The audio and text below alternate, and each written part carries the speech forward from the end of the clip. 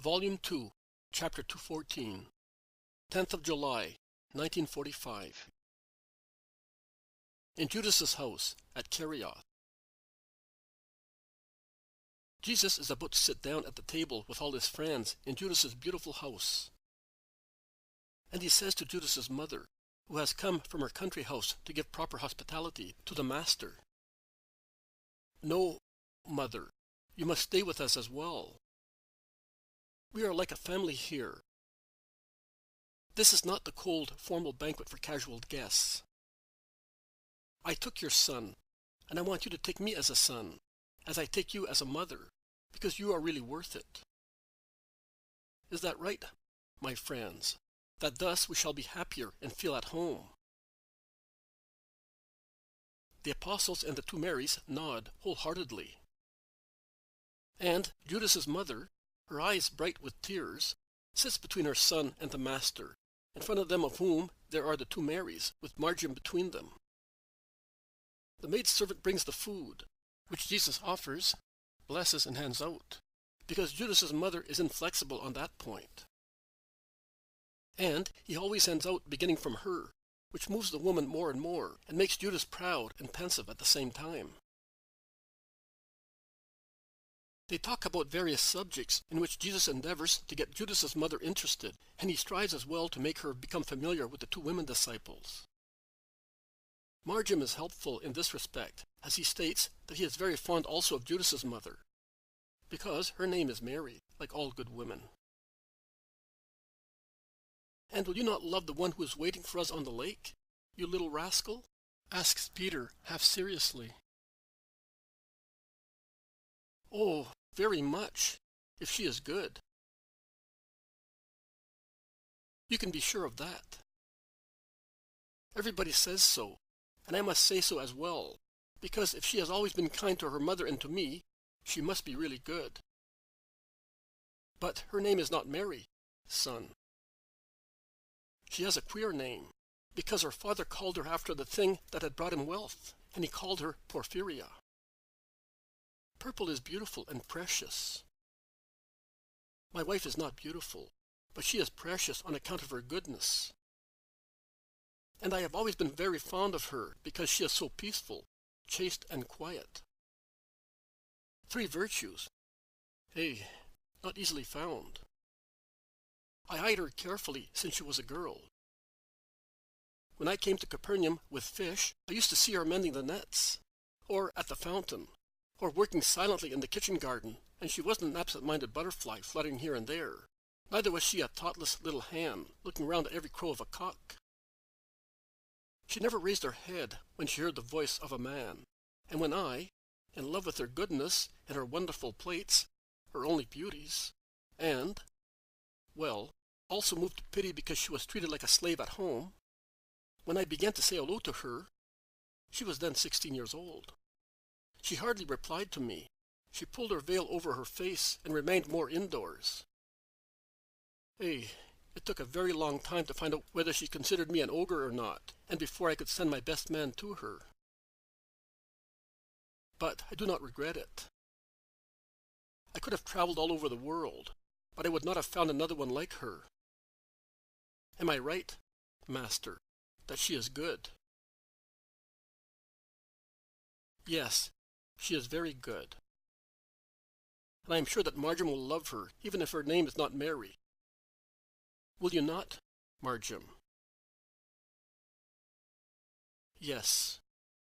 Her name is Mummy, and mummies are good and are loved." Judas then tells what he did during the day. I understand that he went to inform his mother of their visit, and then he began to speak in the country near Kerioth, together with Andrew. He then says, "But tomorrow I would like everybody to come. I do not want to be the only one to be noticed. As far as possible, we should go in twos, a Judean with a Galilean. For instance, John and I, Simon and Thomas. I wish the other Simon came. But you too," he points at Alphaeus' sons, "can go together. I told everybody, also those who did not want to know, that you are the Master's cousins. And you too, he points at Philip and Bartholomew, can also go together. I told him that Nathanael is a rabbi who came to follow the Master. That impresses people very favorably. And you three will stay here. But as soon as the Zealot comes, we can form another couple. And then we will change round, because I want the people to meet everybody. Judas is sprightly. I spoke about the Decalogue, Master, endeavoring especially to clarify those parts in which this area is more lacking. Do not let your hand be too heavy, Judas, please. Always bear in mind that one achieves more by means of kindness than by intolerance, and that you are a man as well. So examine yourself and consider how easy it is also for you to fall, and how you become upset when you are reproached too frankly, says Jesus, while Judas's mother bends her head, blushing. Do not worry, Master. I am striving to imitate you in everything. But in the village, which we can see also through the doors are open while they are eating, and a beautiful view can be seen from this room which is upstairs. There is a sick man who would like to be cured, but he cannot be carried here. Could you come with me? Tomorrow, Judas. Tomorrow morning, definitely. And if there are more sick people, tell me, or bring them here. Do you really want to benefit my fatherland, Master? Yes, so that no one may say that I have been unfair to those who did no harm to me. I help also wicked people. So why not the good ones of Kerioth? I wish to leave an indelible remembrance of me. What? Are we not coming back here? We will come back again, but... Here is the mother with Simon, trills the boy who sees Mary and Simon climbing the staircase leading up to the terrace, where is the room. They all stand up and go towards the two who have just arrived. There is the noise of exclamations, of greetings, of seats moved about. But nothing diverts Mary from greeting first Jesus and then Judas's mother, who has bowed down deeply, and whom Mary raises again, embracing her as if she were a dear friend, met after a long absence. They go back into the room, and Mary of Judas tells the maidservant to bring in fresh food for the new guests. Here, son, Eliza's greetings, says Mary, handing a small parchment roll to Jesus, who unfolds it and reads it, then says, I knew. I was sure. Thank you, Mother. On my behalf and on Eliza's. You really are the health of the sick. I? You, son. Not I. You. And you are my greatest help. He then turns to the apostles and women disciples and says, Eliza writes, Come back, my peace.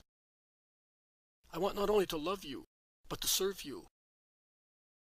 So we have relieved a creature of our anguish and melancholy, and we have gained a disciple. Yes, we will go back.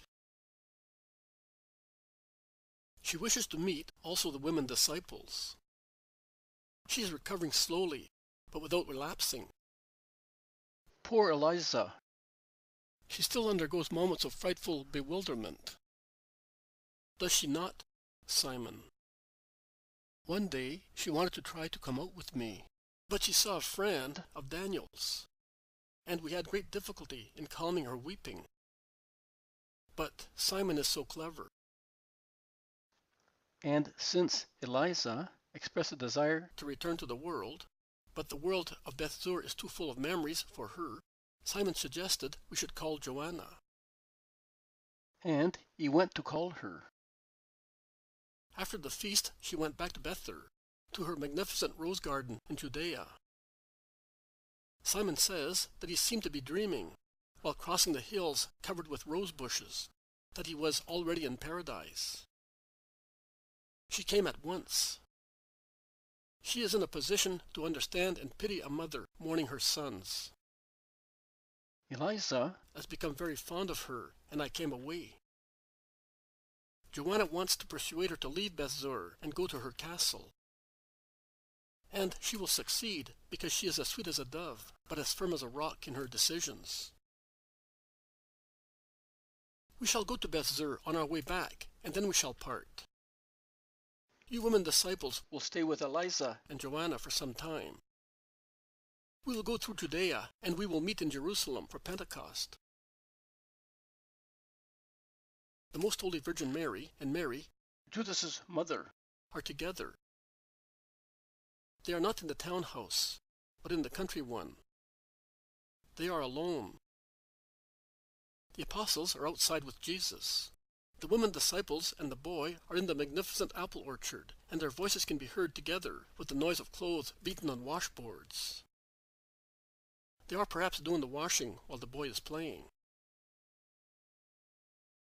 Judas's mother, sitting in a dim-lit room beside Mary, is speaking to her. These peaceful days will be like a dream to me. Too short. Yes, too short. I know that we must not be selfish, that it is fair that you should go to that poor woman, and to so many other unhappy people. But I wish I could. I wish I could spare the time, or come with you. But I cannot. I have no relatives apart from my son, and I must look after the property of the family. I understand. It is painful to part from one's son. We mothers would always like to be with our children. But we are giving them for a great cause, and we will not lose them. Not even death can take our sons away from us, if they and we are in grace in the eyes of God. But ours are still on the earth, even if by the will of God they are torn from our bosoms to be given to the world for its good. We can always join them, and even the echo of their deeds is like a caress to our hearts, because their deeds are the scent of their souls. What is your son to you, woman? Asks Mary of Judas in a low voice. And the Most Holy Mary replies promptly, He is my joy. Your joy. And then Judas' mother bursts into tears and lowers her head to hide them. She bows so low as to almost touch her knees with her forehead. Why are you weeping, my poor friend? Why? Tell me. I am happy in my maternity, but I can understand also those mothers who are not happy. Yes, not happy. And I am one of them. Your son is your joy. Mine is my grief. At least he has been so. Now, since he has been with your son, I am not so worried. Oh, of all those who pray for your holy son, for his welfare and triumph, there is no one, after you, blessed woman, who prays so much as this unhappy mother who is speaking to you. Tell me the truth. What do you think of my son? We are two mothers, one facing the other. Between us there is God. And we are speaking of our sons. It can be but easy for you to speak of yours. I have to strive against myself to speak of mine. And yet, how much good, or how much grief, can come to me from this conversation. And even if it is grief, it will always be a relief to speak about it. That woman of Beth-zur became almost insane when her sons died, did she not? But I swear it to you, sometimes I have thought, and still think, looking at my Judas who is handsome, healthy, intelligent, but he is not good, not virtuous, not righteous in his soul, not sound in his feelings. I often think that I would prefer to mourn him dead, rather than to know that he is disliked by God. But tell me, What do you think of my son? Be frank. This question has been tormenting my heart for over a year. But whom could I ask? The citizens? They did not even know that the Messiah existed and that Judas wanted to go with him. I knew.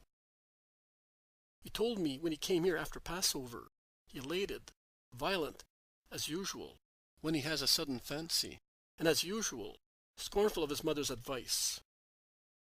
His friends in Jerusalem? A holy prudence and a pious hope prevented me. I did not want to say, Judas is following the Messiah, to those whom I cannot love, because they are everything but saints.